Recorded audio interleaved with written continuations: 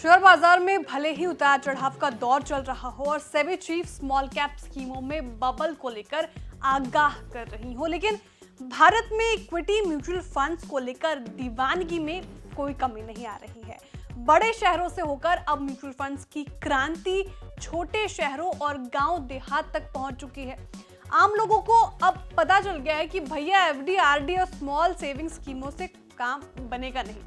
यही वजह है कि हर महीने इन स्कीमों में लंबी चौड़ी पूंजी आ रही है।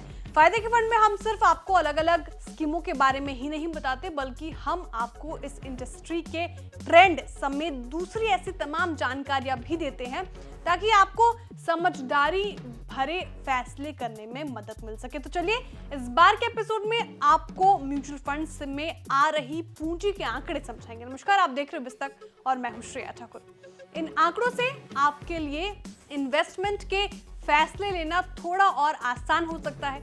इक्विटी म्यूचुअल फंड्स में बीते 6 महीने के दौरान 46,200 करोड़ रुपए की भारी भरकम पूंजी आई है। ये इनफ्लो एक मुश्त निवेश का है और फरवरी 2024 में खत्म हुए 6 महीने का आंकड़ा बताता है। आप समझिए कि ये आंकड़ा अहम क्यों है। इसकी वजह यह है कि ये इससे पहले के 6 महीनों के नेट एक मुश्त इन्वेस्टमेंट का करीब 3 गुना है। अब अंदाजा लगाइए कि इन्वेस्टर्स किस हद तक इक्विटी म्यूचुअल फंड्स को लेकर उत्साहित है या कहिए कि बुलिश हैं। अब आगे बढ़ते हैं, दूसरा आंकड़ा समझिए। फरवरी में ही इन्वेस्टर्स ने एक मुश्त 11,500 करोड़ रुपए इक्विटी म्यूचुअल फंड्स में लगाए हैं। यह आंकड़ा मार्च 2022 के बाद सबसे ऊंचा है, यानी ये तकरीबन 2 साल का हाई मंथली लंप सम इनफ्लो है। Association of mutual funds in India यानी एमफी के आंकड़ों से ये तस्वीर उभर रही है।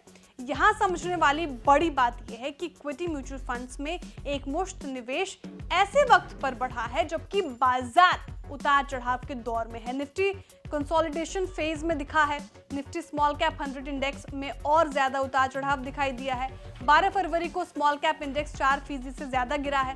इसी दौरान एसआईपी के जरिए आने वाली पूंजी में कोई बड़ा बदलाव नहीं दिखा है। सितंबर 2023 में फरवरी 2024 के बीच एसआईपी के जरिए 38,210 करोड़ रुपए आए हैं। ये मार्च 2023 में अगस्त 2023 के बीच के इनफ्लो में 22% ज्यादा है। तो ये थे म्यूचुअल फंड इंडस्ट्री के इनफ्लो के ट्रेंड, जिनसे पता चल रहा है कि बाजार में गिरावट के वक्त भी इन्वेस्टर्स किस तरह से इन स्कीमों को लेकर बुलिश बने हुए हैं और इनमें जमकर पैसा लगा रहे हैं। देखने वाली बात ये होगी कि क्या ये ट्रेंड आने वाले वक्त में भी जारी रहते हैं या नहीं। फायदे के फंड में अगले एपिसोड में ऐसे ही कुछ और ट्रेंड और जानकारियां लेकर हाजिर होंगे। तब तक के लिए देखते रहिए बिस्तक।